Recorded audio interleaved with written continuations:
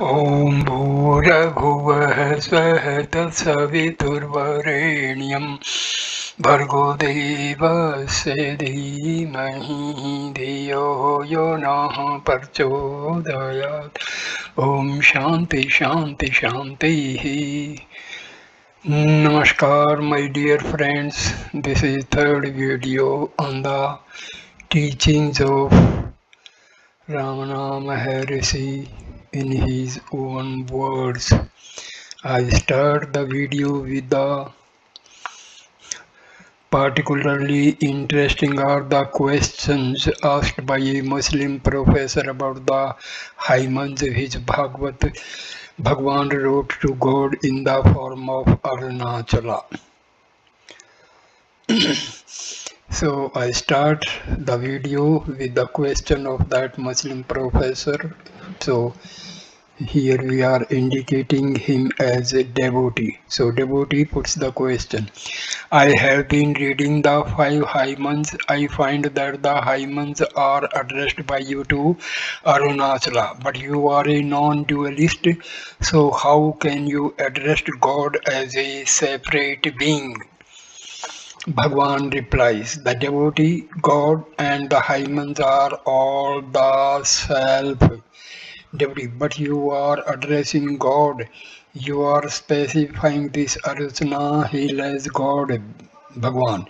You can identify the self with the body, so why should not the devotees identify the self with Arunachala? Devotee, if Arunachala is the self, why should it be specifically picked out among so many other hills? God is everywhere. Why do you specify him as Arunachala? Bhagwan, what has attracted you from Allahabad to this place? What has attracted all these people around? Devotee Sri Bhagwan replies, how was I attracted here by Arunachala? The power cannot be denied. Again, Arunachala is within and not without. The self is Arunachala. Devotees, several terms are used in the holy books, Atma, Paramatma, Para, etc. What is the gradation among them? Bhagwan, they mean the same to the user of the word, but they are understood differently by various persons according to their development. Devotee, but why do you use so many? But why do you use so many words to mean the same thing? Bhagwan, it depends on the circumstances. They all mean the same self. Para means not relative or beyond the relative, that is to say the absolute. Bhagwan would often make remarks which the superficial critic might take to be agnostic or atheistic, just as has been done by superficial critics of the Buddha. For instance, he might say, why worry about God? We do not know whether God exists, but we know that we exist. So first concentrate on yourself, find out who you are. There was no agnosticism since Bhagwan, like the Buddha, spoke from perfect knowledge. He was simply placing himself in the position of the questioner and advising him to concentrate rather on what he knew than what he merely believed in. Sometimes he would tell people not to trouble whether there is God or whether realization implies unity with God or not, but simply to strive to realize the self, and when that was achieved, they would know. Theorizing about it would not help them. The Malayalam version of the Ulladu Narpadu 40 verses was read out by a devotee for the benefit of a visitor. After hearing it, the latter asked, what about the reference to duality during one's effort and unity at the end? Bhagwan, it refers to people who think one must begin one's spiritual striving with a dualistic idea. They say that there is God and that one must worship and meditate until time, and ultimately the individual merges into God. Others say that the individual and the supreme being always remain separate and never merge. But let us not worry now about what happens at the end. All agree that the individual exists now, so let a man discover it. That is, discover his self. There will be time enough afterwards to find out whether the self is to merge in the supreme or is a part of it or remain separate. Let us not forestall the conclusion. Keep an open mind, dive within and find the self. The truth will dawn upon you all right, so why try to decide beforehand whether it is absolute or qualified unity or duality. There is no meaning in doing so. Your decision would have to be made by logic and intellect, but the intellect derives itself light from the self, the higher power. So, how can its reflected and partial light envy is the entire and original light? The intellect cannot attend to the self, so how can it ascertain its nature? While explaining to an American lady, Bhagwan said, the self alone is real. All else is, all else is unreal. The mind and intellect have no existence apart from you. The Bible says, be still and know that I am God. Stillness is the only thing needed to realize that I am is God. Later he added, the whole Vedanta is contained in the two biblical statements, I am that I am, and be still and know that I am God. For one who found self-inquiry too difficult, he would recommend worship and submission. Devotee, what should one think of when meditating? Bhagwan, what is meditation? It is the suspension of thoughts. You are perturbed by thoughts which rush one after another. Hold on to one thought so that others are expelled. Continuous practice gives the necessary strength of mind to engage in meditation. Meditation differs according to the degree of advancement of the seeker. If one is fit for it, one can hold directly to the thinker, and the thinker will automatically sink into his source, which is pure consciousness. If one cannot directly hold on to the thinker, one must meditate on God, and in due course, the same individual will have become sufficiently pure to hold on to the thinker and sink into the absolute being. Here, thinker means ego. So when ego and mind become pure and submerged with the Atma, so that is self-realization. In case the path of worship was chosen, he demanded absolute surrender. Devotee, God is described as manifest and unmanifest. As the former, he is said to include the world as a part of his being. If that is so, we, as part of the world, should find it easy to know him in his manifested form. Bhagwan, know yourself before you seek to know the nature of God and the world. Devotee, does knowing myself imply knowing God? Bhagwan, yes, God is within you. Devotee, then what stands in the way of my knowing myself or God? Bhagwan, your wandering mind and perverted ways. Devotee, I am a weak creature, but why does not the superior power of the Lord within remove the obstacles? Bhagwan, yes, he will if you have the aspiration. Devotee, why should he not create the aspiration in me? Bhagwan, then surrender yourself. Devotee, if I surrender myself, is no prayer to God necessary? Bhagwan, surrender itself is a mighty prayer. Devotee, but is it not necessary to understand his nature before our surrenders oneself? Bhagwan, if you believe that God will do all the things that you want him to do, then surrender yourself to him. Otherwise, let God alone and know yourself.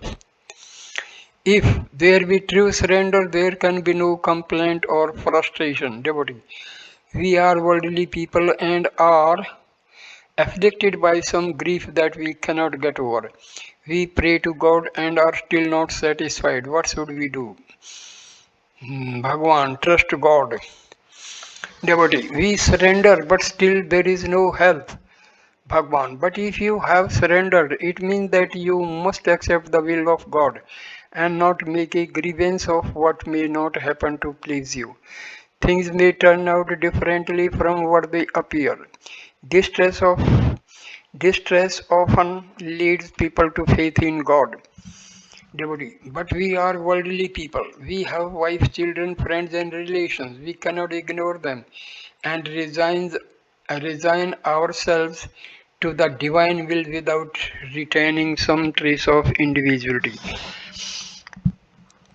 Bhagwan, that means that you have not really surrendered. As you say you have, all you need to do is to trust God. Following the path of devotion, one should leave everything to God. The Lord bears the burden of the world. Know that the spurious ego which presumes to bear that burden is like a sculptured figure at the foot of a temple tower which appears to sustain the tower's weight. Whose fault is it if the traveler, instead of putting his luggage in the cart which bears the load away, carries it on his head to his own inconvenience? There cannot even be impatience for speedy realization. To one who was so afflicted, he replied, surrender to him and accept his will, whether he appears or vanishes. Await his pleasure. If you want him to do as you want, it is not surrender but command. You cannot ask him to obey you and yet think you have surrendered. He knows what is best and when and how to do it. Leave everything entirely to him. The burden is his and you have no more cares. All your cares are his. That is what is meant by surrender.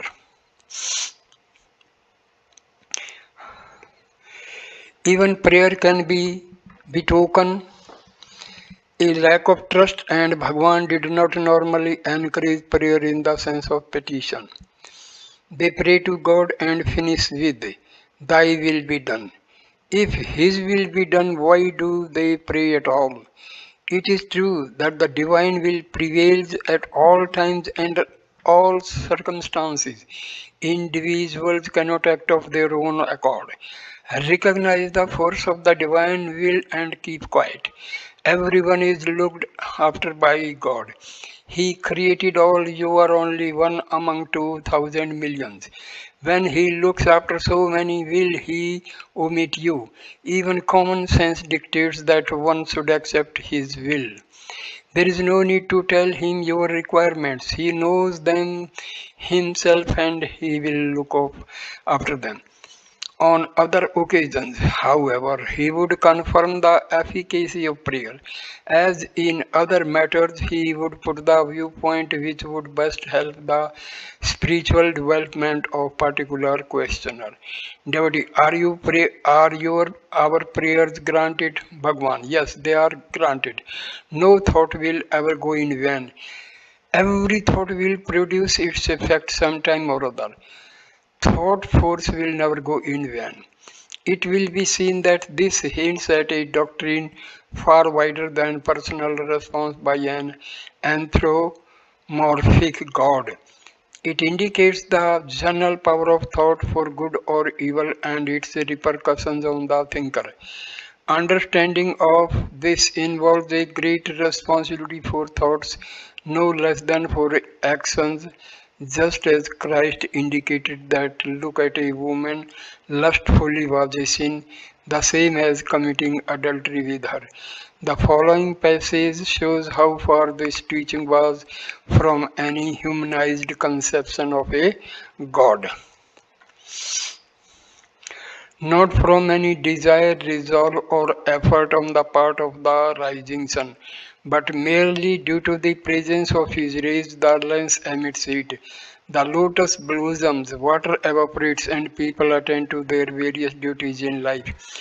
In the proximity of magnet, the needle moves. Similarly, the soul or jiva, subjected to the threefold activity of creation, preservation, and destruction, which takes place merely due to the unique presence of the Supreme Lord, performs acts in accordance with its karma and subsides to rest after such activity. But the Lord Himself has no resolve, no act, or even touches even the fringe of His being. This state of immaculate aloofness can be likened to that of the sun, which is untouched by activities of life, or to that of the all pervasive ether, which is not affected by the interaction of the complex qualities of the other four elements. Religions. It should be clear from what we said in previous section that Bhagwan's teaching was not opposed to any religion. If philosophers or theologians wished to argue whether the human soul was permanently and essentially separate from the divine being, he would refuse to join issue with them but try to turn them to spiritual effort instead. As for instance, in his talk with a Jesuit priest on page 39, when they attained a realization they would know, and theoretical knowledge without realization would not help them anyway. Strictly speaking, Bhagwan not exclusively a Hindu or subject to Hindu ritual, since Hinduism recognizes that one who is established in constant conscious identity with the self is above all religions. He is the mountain peak towards which the various paths converge. Bhagwan had many followers who were not Hindus, Christians, Muslims, Parsis, and others, and none was ever recommended to change his religion.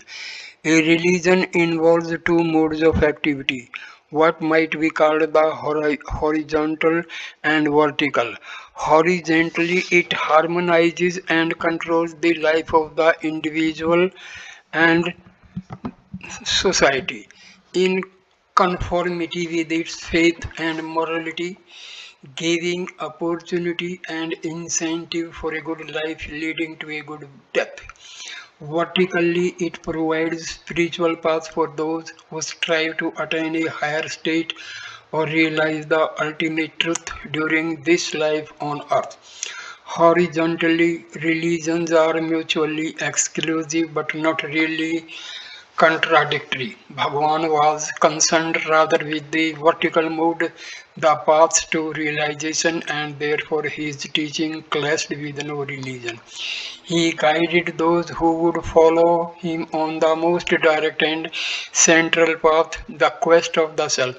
And for this, any religion could serve as a foundation.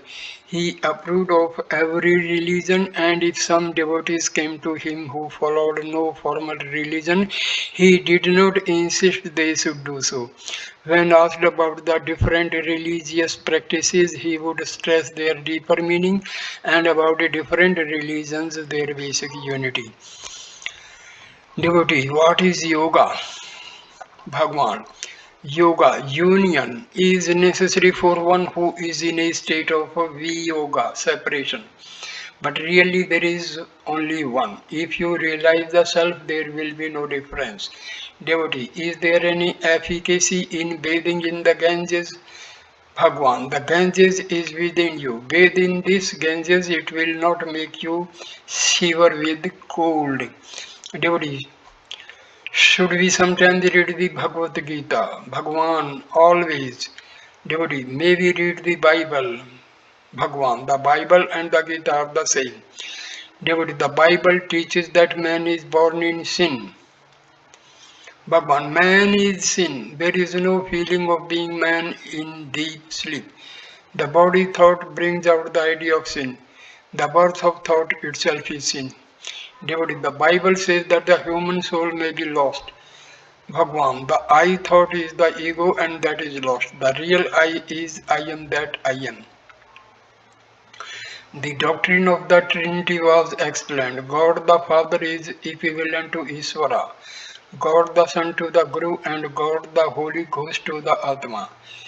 Ishvaro Guru Ratmeti Murti Bheda Vibhagine Vyomvad Vyapatadhya Dakshinamurtaye Namaha means that God appeared to his devotee in the form of Guru, Son of God, and points out to him the immanence of the Holy Spirit. That is to say that God is Spirit, that this Spirit is immanent everywhere, and that the self must be realized, which is the same as realizing God. He protested against being satisfied with formal heavens, whether Hindu or any other, because so long as there is form, there remains seer, sight, and seen, and not the one self.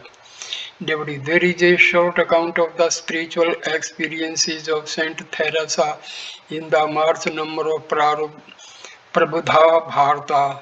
She was devoted to a figure of the Madonna which became animated to her sight, and she was in bliss. Is this the same as Shaktipada? Bhagwan. The animated figure indicates the depth of meditation. Dhyana Bala. Saktipata prepares the mind for introversion. There is a process of concentration of the mind on one's own shadow, which in due course becomes animated and answers questions put to it. That is due to strength of mind or depth of meditation. Whatever is external is also transitory.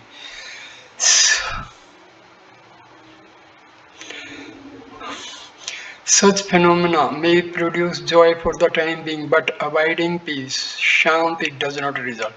That is got only by the removal of avidya, ignorance.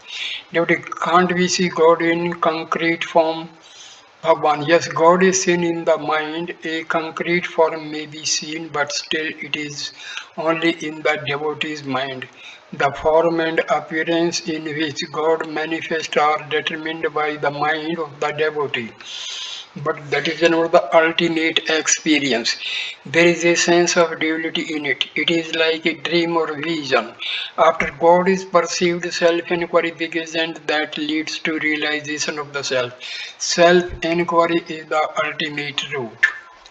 Sometimes his answers were cryptic and epigrammatical. The same universal truth is to be found in them. Their rather pricky form may reflect the aggressive manner of the questioner. Question: what is the best of all religions? What is Bhagwan's method? Bhagwan: all methods and religions are the same. Question: but different methods are taught for attaining liberation. Bhagwan: why should you be liberated? Why not remain as you are now?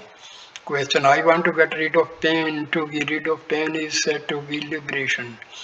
Bhagwan: that is what all religions teach. Question: but what is the method? Bhagwan: go back the way you can.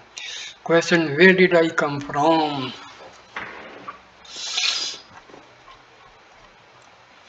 Bhagwan: that is just what you have to find out. Did these questions arise when you were asleep? And yet you existed then.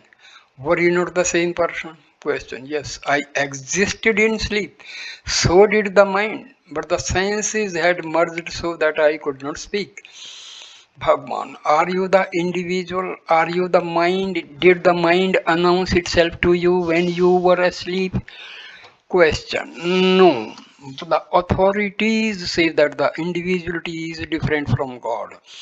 Bhagwan: never mind about God, speak for yourself. Question: what about myself? Who am I? Bhagwan: that is just what you have to find out. Then you will know everything. If you do not, it will be time enough to ask them. Question: when I wake, I see the world and I am not changed at all. Bhagwan: but you do not know this when asleep, and yet you exist in both states. Who has changed now? Is it your nature to change or to remain unchanging? Question: what is the proof? Bhagwan: does one require proof of one's own being? Only remain aware of yourself and all else will be known. Question: why then do the dualists and non-dualists quarrel among themselves? Bhagwan, if each would attend to his own business of seeking realization, there would be no quarrel. Spiritual experience may be differently expressed because some form must be given to the formless in order to express them at all, but essentially they are the same. Devotee. Is the experience of the higher state the same to all, or is there any difference? Bhagwan, the highest state is the same and the experience is the same. Bhagwan, but I find some devotee, but I find some difference in the interpretation given of the highest truth. Bhagwan, the interpretations are made with the mind. The minds are different, so the interpretations also differ. Devotee, I mean to say that the seers express themselves differently. Bhagwan, their modes of expression may differ according to the nature of the seekers for whose guidance they are intended.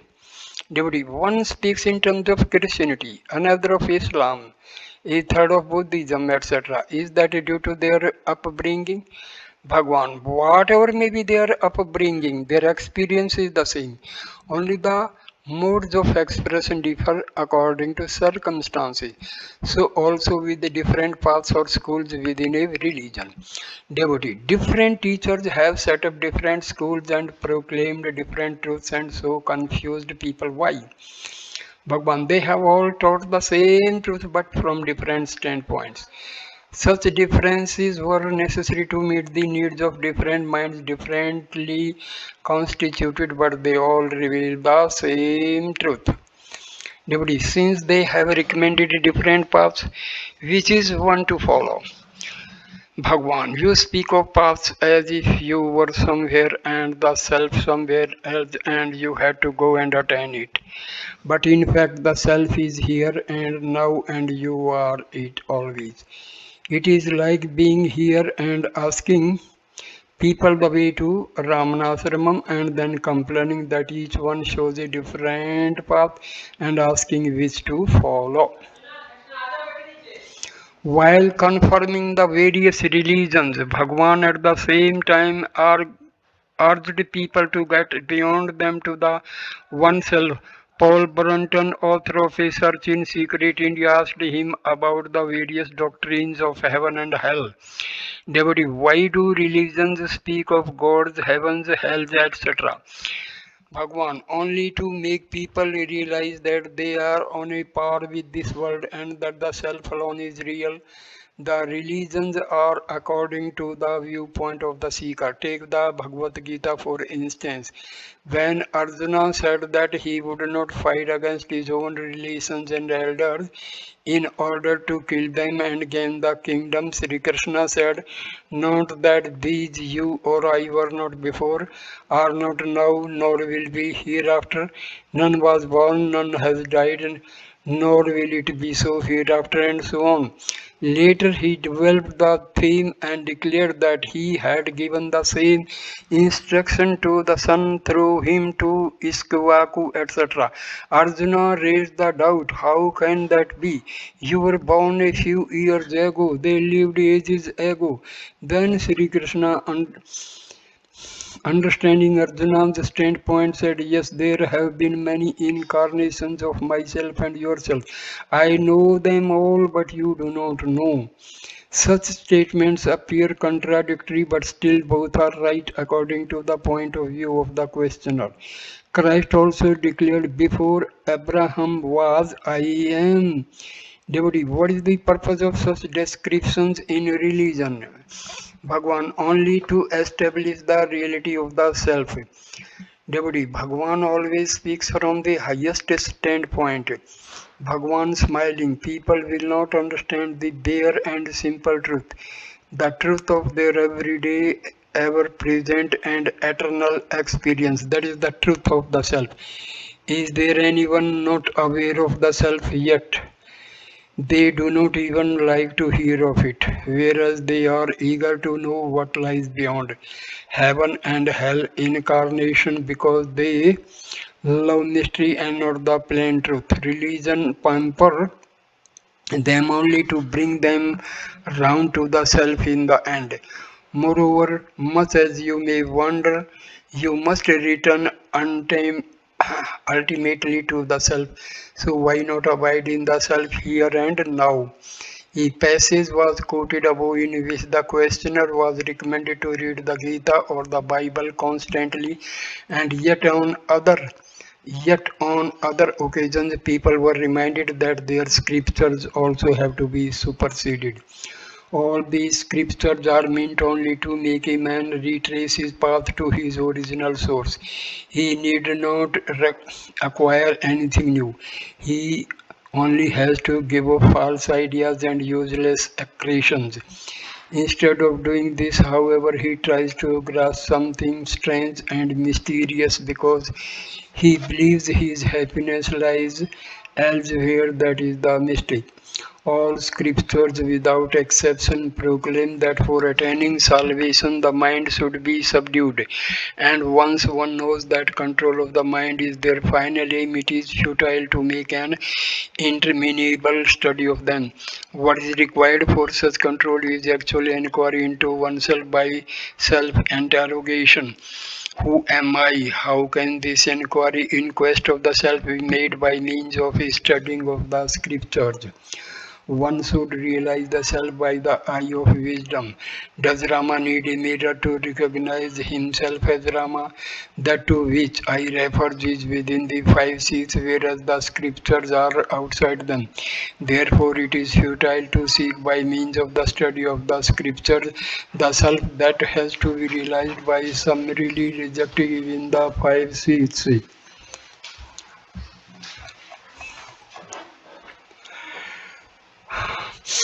To enquire who am I, that is in bondage, and to know one's real nature alone is liberation. To keep the mind constantly turned within and to avoid the sin, the self is alone Atam Vichara, self inquiry. Whereas dhyana, meditation, consists in fervent contemplation of the self as Satchitananda, being consciousness bliss. Indeed, at some time one will have to forget everything that has been learnt. The realized man stands forth as that to which all the attributes enumerated by the scriptures refer. To him, therefore, these sacred texts are of no use whatsoever.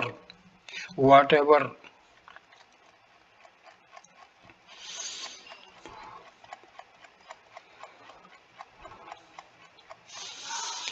Chapter 2, From Theory of Practice.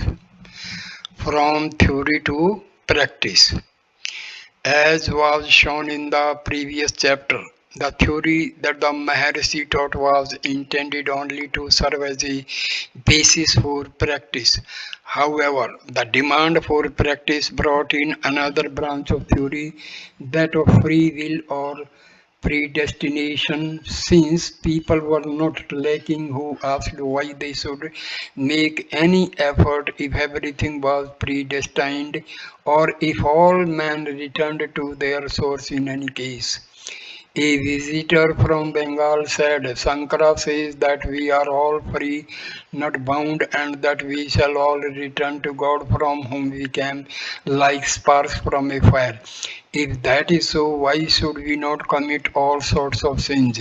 Bhagwan's reply showed him that cannot be the point of view of the ego. Bhagwan's reply showed him that that cannot be the point of view of the ego. Bhagwan. It is true that we are not bound. That is to say, that real self has no boundaries. And it is true that you will eventually return to your source. But meanwhile, if you commit sins, as you call them, you have to face the consequences. You cannot escape them. If a man beats you, can you say, I am free, I am not affected by the beating and feel no pain? Let him continue beating.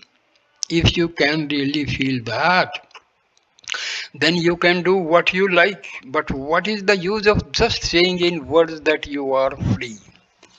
Bhagwan did so.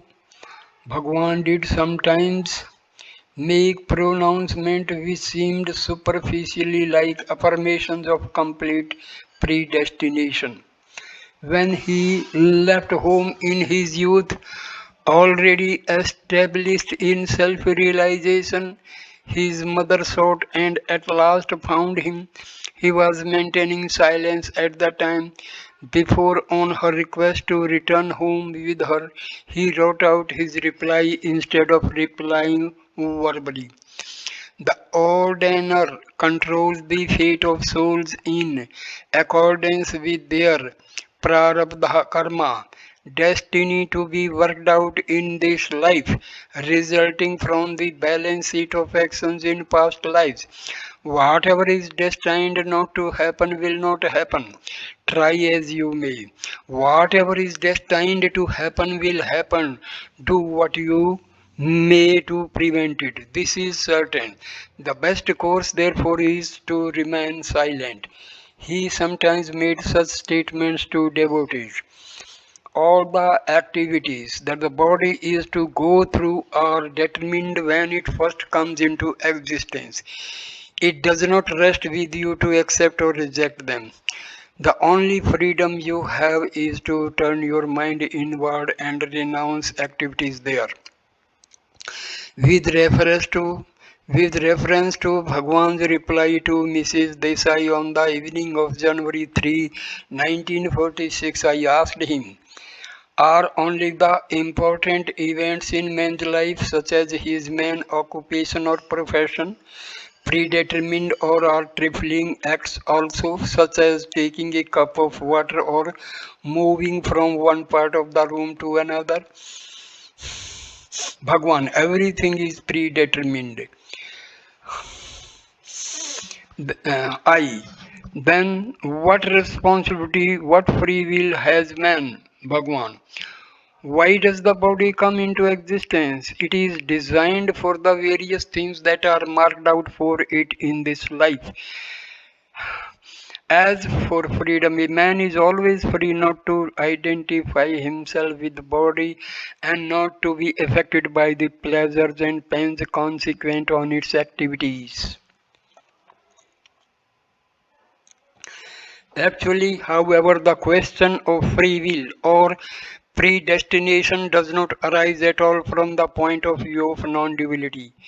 It is as though a group of people who had never heard of radio were to stand around a wireless set arguing whether the man in the box has to sing what the transmitting station tells him or whether he can change parts of the song. The answer is that there is no man in the box and therefore the question does not arise. Similarly, the answer to the question of whether the ego has free will or not is that there is no ego and therefore the question does not arise. Therefore, Bhagwan's usual response to the question would be to bid the questioner find out who it is that has free will or predestination.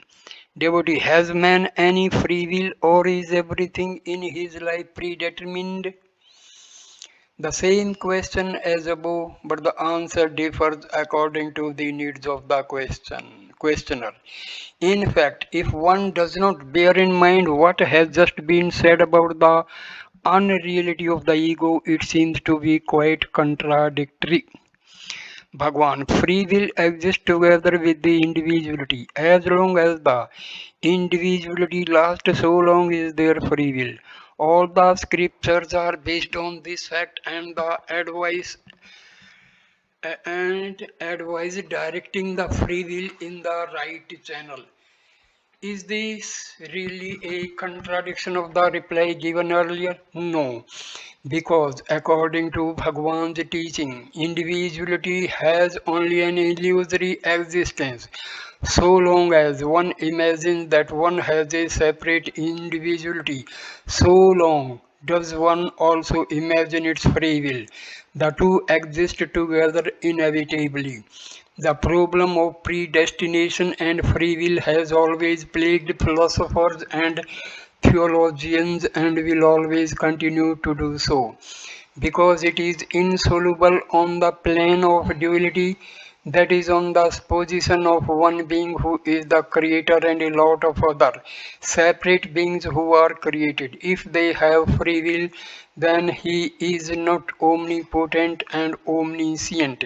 He does not know what will happen because it depends on what they decide, and he cannot control all happenings because they have the power to change change them. On the other hand, if he is omniscient and omnipotent, he has foreknowledge of all that will happen and controls everything, and therefore they can have no power of decision.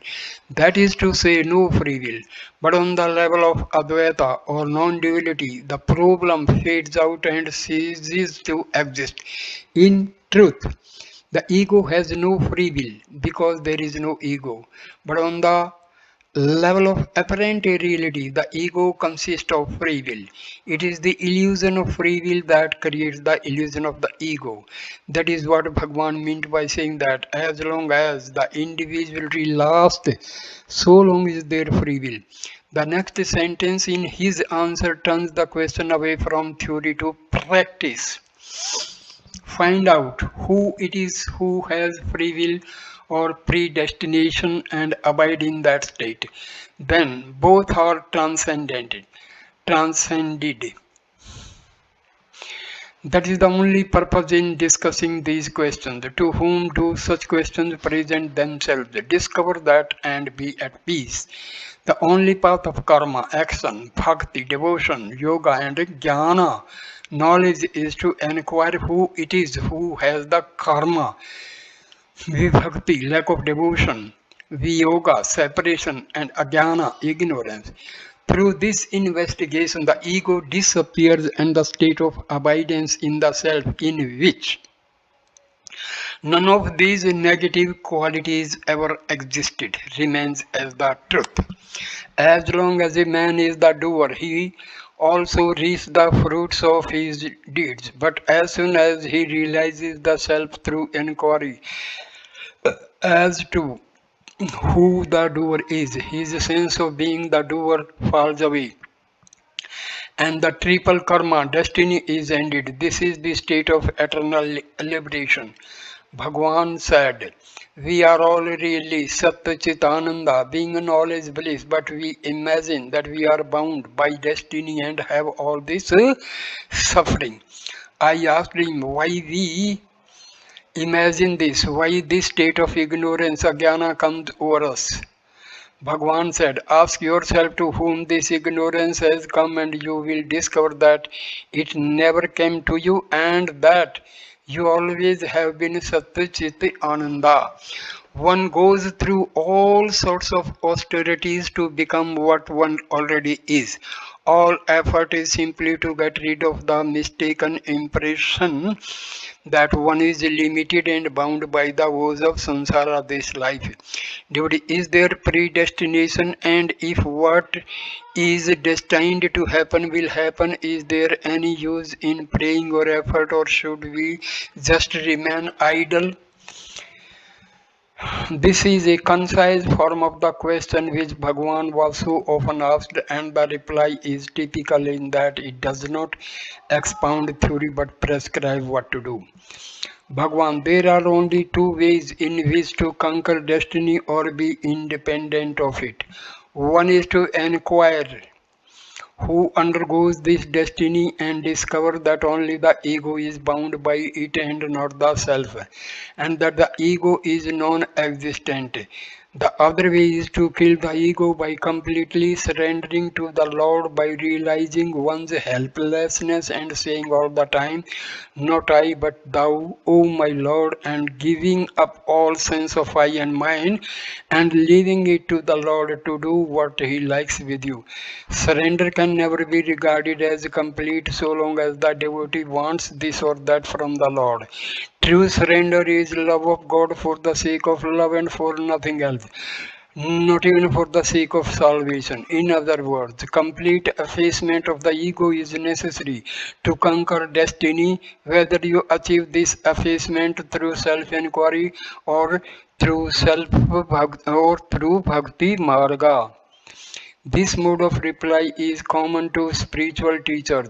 I remember once reading the life of a Sufi saint Abu Said by Professor Nicholson, in which the learned author concluded that he seemed to have taught predestination in theory but free will in practice. Puzzling as it may be for the philosopher, this is the attitude of all spiritual teachers, just as Christ affirmed that not even a sparrow can fall without the will of God, and that the very hairs on one's head are numbered, just as the Quran affirms that all knowledge and power are with God, and that He leads aright whom He will and leads astray whom He will. And yet, both Christ and the Quran exhort men to right effort and condemnation. Bhagwan was quite categorical that effort is necessary. In actual life, everyone realizes this. Whatever theoretical view he may hold, a man makes the physical effort of putting the food in his mouth and eating, and he does not say, "What is the use of eating if I am predestined to die of starvation?" He makes the mental effort of earning the money to buy food to eat. Why should he then apply a different logic when it comes to spiritual effort? A young man from Colombo, Ceylon said to Bhagwan, J. Krishnamurti teaches the method of effortless and choiceless awareness as distinct from that of deliberate concentration. Would Sri Bhagwan be pleased to explain how best to practice meditation and what form the object of meditation should take? Bhagwan. Effortless and choiceless awareness is our real nature. If we can attain that state and abide in it, that is all right, but one cannot reach it without effort. The effort of deliberate meditation, all the age old vasanas, inherent tendencies turn the mind outwards to external objects. All such thoughts have to be given up and the mind turned inwards, and that for most people requires effort. Of course, every teacher and every book tells the aspirant to keep quiet, but it is not easy to do so. That's why all this effort is necessary. Even if we find somebody who has achieved this supreme state of stillness, you may take it that the necessary effort had already been made in a previous life. So, effortless and choiceless awareness is attained only after deliberate meditation. That meditation can take whatever form most appeals to you. See what helps you to keep out all other thoughts and adopt that for your meditation. In this connection, Bhagwan quoted some verses from the great Tamil poet and saint Thayumannavar, the gist of which is as follows. Bliss will ensure if you keep still, but however much you tell your mind this truth, it will not keep still. It is the mind that tells the mind to be still in order for it to attain bliss, but it will not do it. Though all the scriptures have said it, and though we hear it daily from the great ones and even from our Guru, we are never quiet but stay into the world of Maya, illusion, and sense objects. That's why conscious, deliberate effort is needed to attain that effortless state of stillness. Indeed, until the supreme effortless state is attained, it is impossible for a man not to make effort. His own nature compels him to, just as Sri Krishna in the Bhagavad Gita told Arjuna that his own nature would compel him to fight. Devotee, I want to be further enlightened. Should I try to make no effort at all? Bhagwan, now it is impossible for you to be without effort. When you go deeper, it is impossible for you to make effort. Devotee, what is the difference between meditation and samadhi or absorption in the self? Bhagwan, meditation is initiated and sustained by a conscious effort of the mind. When such effort entirely subsides, it is called samadhi. Bhagwan, if you can keep still without engaging in any other pursuits, well and good. But if that cannot be done, what is the use of remaining inactive only with regard to realization? So long as you are obliged to be active, do not give up the attempt to realize the self. Meditation is a fight. As soon as you begin meditation, other thoughts will crowd together, gather force, and try to overwhelm the single thought to which you try to hold. This thought must gradually gain strength by repeated practice. When it has grown strong, the other thoughts will be put to flight. This is the battle always going on in meditation. So long as the ego last effort is necessary. When the ego ceases to exist, actions become spontaneous. No one succeeds without effort. Mind control is not your birthright. The few who succeed owe their success to their perseverance. Sometimes glimpses of realization are attained before it becomes permanent, and in such cases, effort still continues to be necessary. Effort is necessary up to the state of realization. Even then, the self should spontaneously become evident. Otherwise, happiness will not be complete. Up to that state of spontaneity, there must be effort in some form or another. Sometimes the right effort is referred to as the duty. Devotee, why should I try to get realization? I shall emerge from this state of illusion just as I wake up from the dream. We do not make any effort to get out of the dream when we are asleep. Bhagwan, in a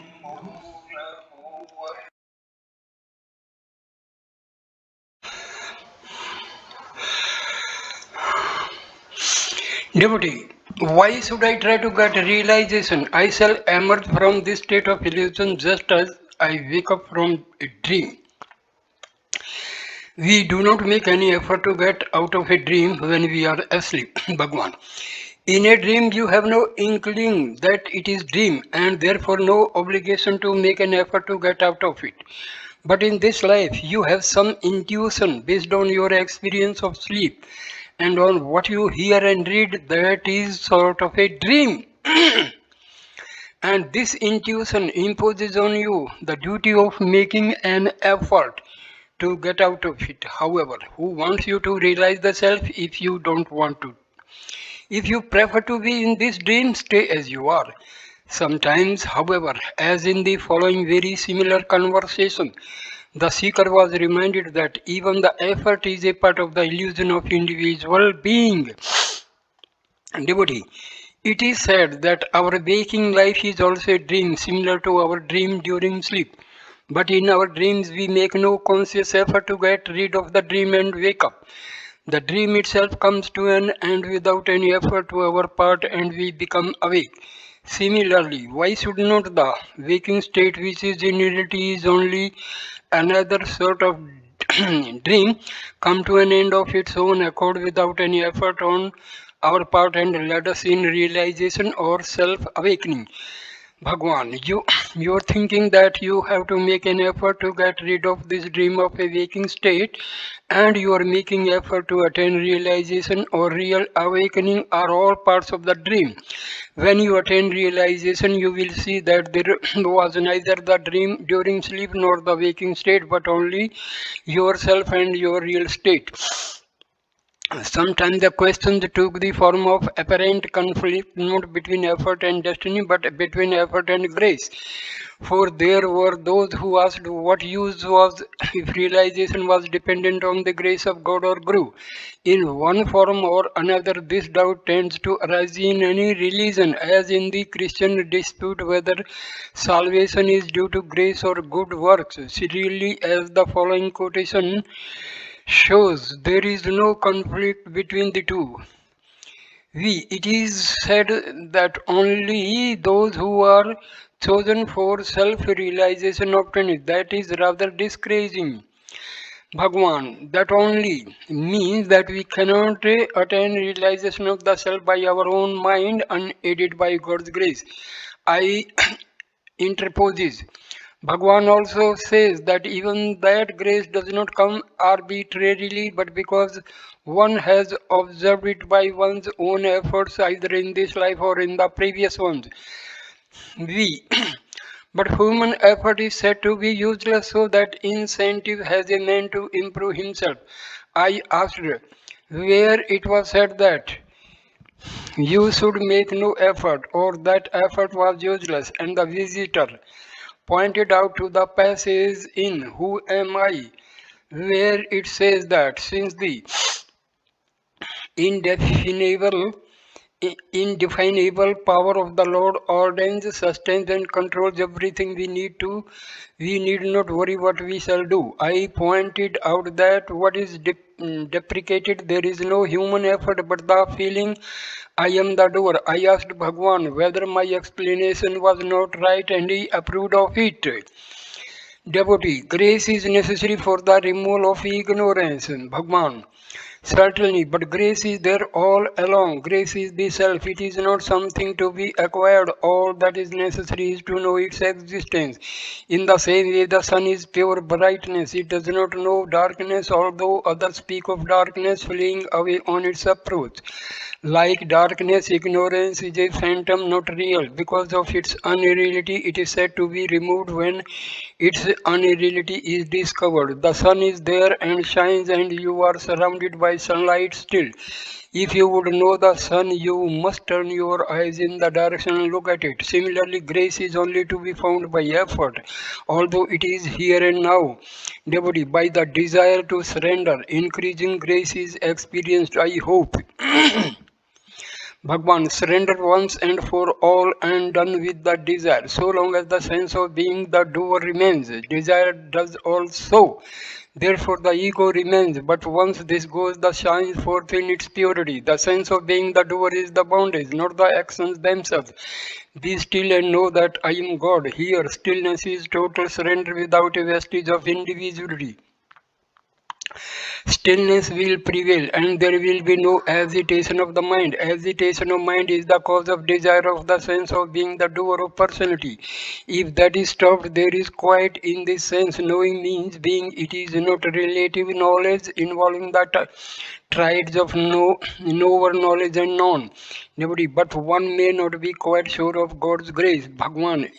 If the unripe mind does not feel God's grace, it does not mean that this is absent, for that would imply that God is at times not gracious. That is to say, cease to be God. Devotee, is that the same as the saying of Christ, according to the thy faith be it done unto there? Bhagwan, quite so. Devotee, the Upanishads say, I am told that that he alone knows the Atma whom the Atma chooses. Why should the Atma choose at all? If it chooses, why some particular person? Bhagwan, when the sun rises, some birds blossom, not all. Do you blame the sun for that? Nor can the bud blossom of itself. It requires the sunlight to enable it to do so. Devotee, may we not say the help of Atma is needed because it is the Atma that drew over itself and the will of Maya. Bhagwan, you may say so. Devotee, if the Atma has drawn the veil over itself, should it not itself remove the veil? Bhagwan, it will, but who complains of being veiled? Ask yourself that. Devotee, why should I let the Atma itself remove the veil? Bhagwan, if the Atma complains about the veil, then the Atma will remove it. Devotee, if the Supreme Being is omnipresent as he is said to be, his realization ought to be an easy thing. The scriptures, however, declare that without his grace the Lord cannot even be worshipped, much less realized. So then how can the individual by his own effort realize the self or the Supreme Being except through his grace? Bhagwan, there was never a time when the Supreme Being was unknown or unrealized because he is one and identical with the self. His grace or anugrah is the same as the conscious immediacy of his divine presence. Prashanta, in other words, enlightenment or revelation. One's ignorance of this self-revealing immediacy of divine grace is no proof to the contrary. If the owl does not see the sun that illumines the whole world, is that the fault of the sun? Is it not due to the defectiveness of the bird's sight? Similarly, if the ignorant man is unaware of the ever luminous Atma or self, can that be attributed to the nature of the Atma itself? Is it not the result of his own ignorance? The Supreme Lord is eternal grace, therefore there is really no such individual act as bestowing grace. And being ever present, the manifestation of grace is not confined to any particular period or occasion. Turning to God and desiring His grace is itself grace. Devotee, doubts keep arising. That's why I ask how it is to be done. Bhagwan, a doubt arises and it is cleared. Another arises and that is cleared, only to make way for another, and so it goes on.